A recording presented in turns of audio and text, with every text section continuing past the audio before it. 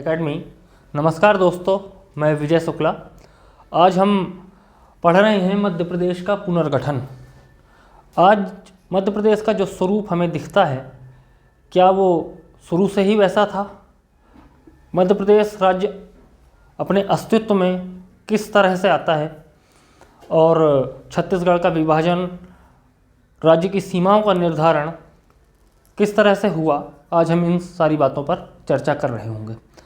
आप सब लोग जानते हैं कि 15 अगस्त 1947 को हमारा देश आज़ाद हुआ। आज़ादी के बाद भारतीय राज्य, जहाँ 552 रियासतें थीं, उनके पास ये ऑप्शन दिया गया कि वो भारत में अगर सम्मिलित होना चाहें या पाकिस्तान के साथ जुड़ना चाहें या स्वतंत्र रूप से भी रह सकती हैं। 552 रियासतों में 549 रियासतें जिन्होंने भारत में सम्मिलित होना स्वीकार किया, और 3 रियासतें जम्मू कश्मीर, जूनागढ़ जो कि गुजरात में है, और हैदराबाद, इन्होंने विद्रोह कर दिया। जम्मू कश्मीर, जिसके राजा हरि सिंह गौर एक हिंदू शासक हैं और अधिकांश जनता मुसलमान हैं। आज़ादी के बाद अगस्त में देश को आज़ादी मिली। अक्टूबर में कबीलाई पाकिस्तानियों द्वारा जब एक हिंसा होती है, तो राजा हरि सिंह गौर भारत सरकार से सहायता के लिए निवेदन करते हैं, और उसके बाद भारत सरकार विलय पत्र पे हस्ताक्षर के साथ भारत का हिस्सा जम्मू कश्मीर राज्य को बनाया जाता है। और ये घटनाक्रम जो हम देखते हैं, LOC लाइन ऑफ कंट्रोल, ये 1 जनवरी 1949 के पहले, आज जो पाक ऑक्यूपाइड कश्मीर है, वर्तमान में भारत के पास जितना भी कश्मीर का हिस्सा है, ये विषय वैसे पॉलिटी का है, लेकिन यहाँ पर एक बेसिक जानकारी कि जम्मू कश्मीर आज़ादी के बाद भारत में किस तरह से सम्मिलित हुआ, ये मैंने एक इंट्रोडक्शन के रूप में आपको समझाया। इसके बाद जूनागढ़, जिसका शासक महताब खान मुस्लिम शासक है और अधिकांश जनता हिंदू है। जम्मू कश्मीर में शासक राजा हरि सिंह गौर हिंदू और जनता मुसलमान है। ठीक उसी के अपोजिट यहाँ शासक मुसलमान है। महताब खान चाहता है कि वो पाकिस्तान में जुड़ जाए, लेकिन जनता जनमत संग्रह के आधार पर भारत के साथ सम्मिलित होती है।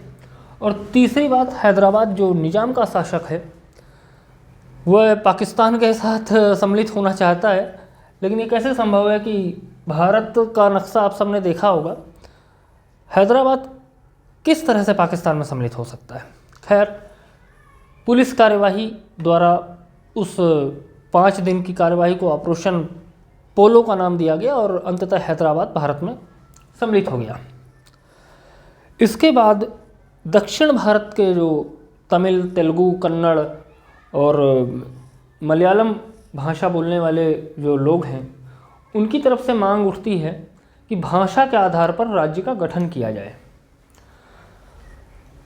तेलुगु भाषी चाहते हैं कि तेलुगु बोलने वाले एक राज्य सीमा में आ जाएं, एक तरह के, चूँकि उनके कल्चर हैं, उनके रीति रिवाज, परंपराएं हैं। मलयालम भी यही, और तमिल भाषा। तो इस आधार पर जब राज्य के निर्माण की बात रखी गई, तब भारत सरकार ने जून 1948 में, आज़ादी 15 अगस्त 1947 में मिली और 1 वर्ष भी अभी पूरे नहीं हुए, 10 महीने बाद जून 1948 में एक कमेटी का, एक आयोग का निर्माण करती है कि क्या भाषा के आधार पर राज्यों का पुनर्गठन होना संभव है। तो SK धर आयोग जो कमेटी है, आयोग कमेटी, जिसे यह दायित्व दिया गया कि वो इस बात की, तो जून 1948 में 10 महीने बाद एक कमेटी का निर्माण होता है, SK धर आयोग, जो कि अपनी रिपोर्ट प्रस्तुत करती है 6 महीने बाद, दिसंबर 1948 में। और वो रिपोर्ट के अनुसार भारत में राज्यों का गठन भाषा के आधार पर नहीं, बल्कि प्रशासनिक सुविधा के आधार पर राज्यों का गठन होना चाहिए, किया जाना चाहिए।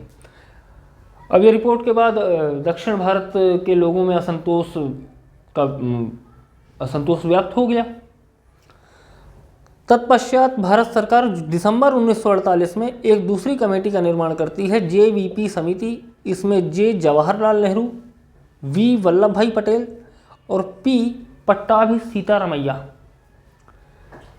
क्या अभी भी यही संकट है कि भाषा के आधार पर राज्यों का गठन किया जाना चाहिए या किया जा सकता है? तो इन्होंने अप्रैल 1949 में अपनी रिपोर्ट भारत सरकार को प्रस्तुत की और कहा कि नहीं, भाषा के आधार पर राज्यों का गठन संभव नहीं है।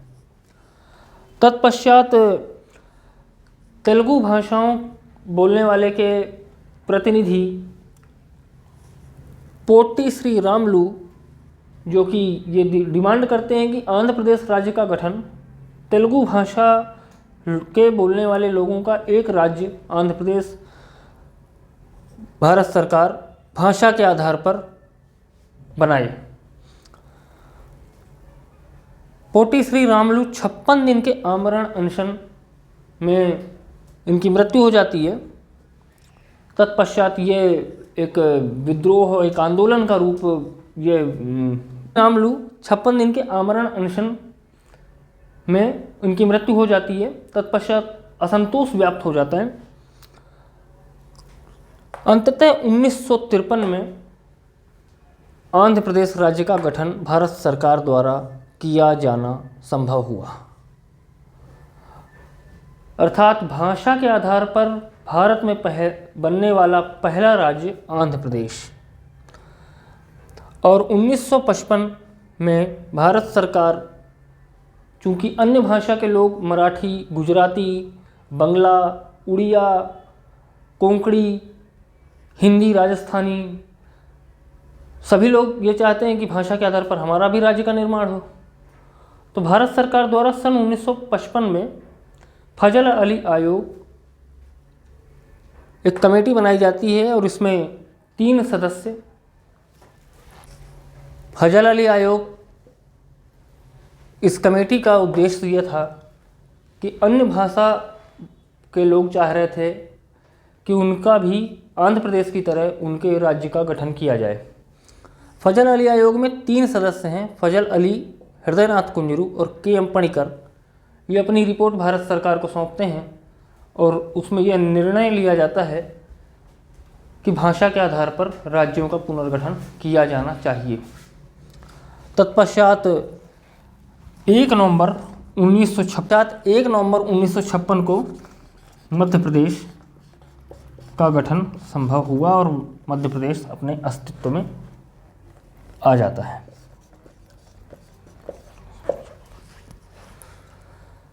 अब इस बीच में 1947 से लेकर 1956 तक मध्य प्रदेश की संरचना और उसका अस्तित्व किस प्रकार था। मध्य प्रदेश की भौगोलिक सीमाएं, मध्य प्रदेश का विभाजन और मध्य प्रदेश का जो कि 1 नवंबर 1956 को अस्तित्व में आया जाना है, अब इसे समझते हैं। आज़ादी के बाद मध्य प्रदेश 3 हिस्सों में बटा हुआ था, पार्ट ए, पार्ट बी और पार्ट सी। पार्ट ए के अंतर्गत सीपी और बरार, जिसमें वर्तमान का पूरा छत्तीसगढ़, बघेलखंड और महाराष्ट्र के कुछ जिले, ये पार्ट ए में मध्य प्रदेश। पार्ट बी में मध्य भारत, जिसमें 25 रियासतें हैं, और पार्ट सी जो 38 रियासतों के साथ राजधानी रीवा के रूप में डिवाइडेड था, और इसमें भोपाल भी पार्ट सी में सम्मिलित किया गया। ऐसा क्यों किया गया, ये एक अलग विषय है, क्योंकि भोपाल और रीवा राज्य की रियासतों में जो भौगोलिक दूरी है वो स्पष्ट है। ठीक है, कोई कारण रहा होगा जिसके कारण भोपाल को रीवा राज्य के साथ पार्ट सी के साथ जोड़ा गया।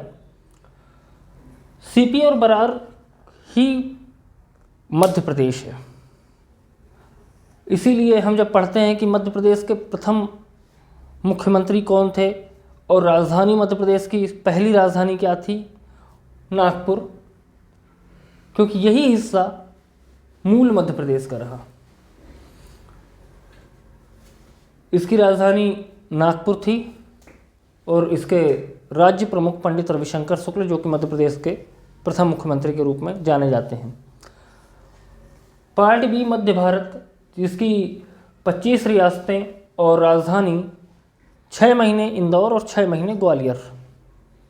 और इस पार्ट बी के मध्य भारत के राज्य प्रमुख रहे लीलाधर सेठ। और पार्ट सी, जो कि रीवा राज्य रियासत और भोपाल के साथ है, इसकी राजधानी रीवा रही। 1956 में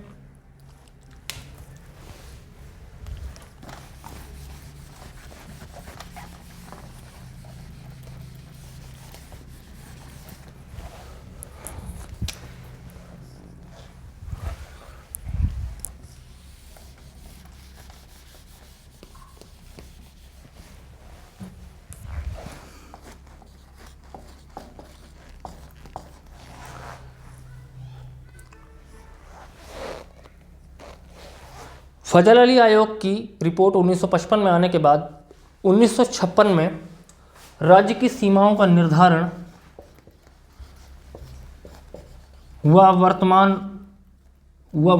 व मध्य प्रदेश का स्वरूप निश्चय किया जाना।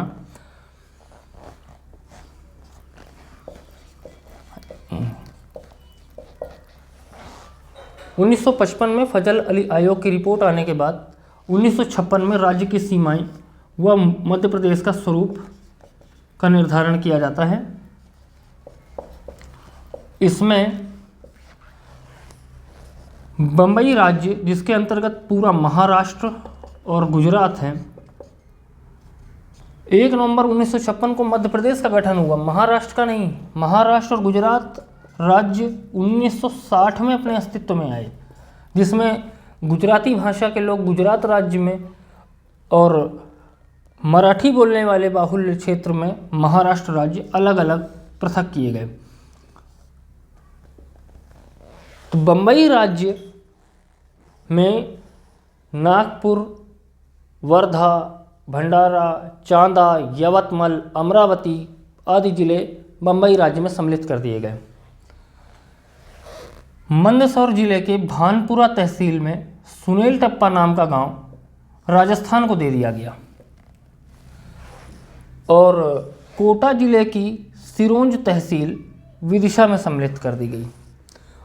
बाकी छत्तीसगढ़, बघेलखंड, रीवा राज्य, मध्य भारत, भोपाल यथावत उसी स्थिति में रहे और इस प्रकार 1 नवंबर 1956 का मध्य प्रदेश का गठन हो जाता है।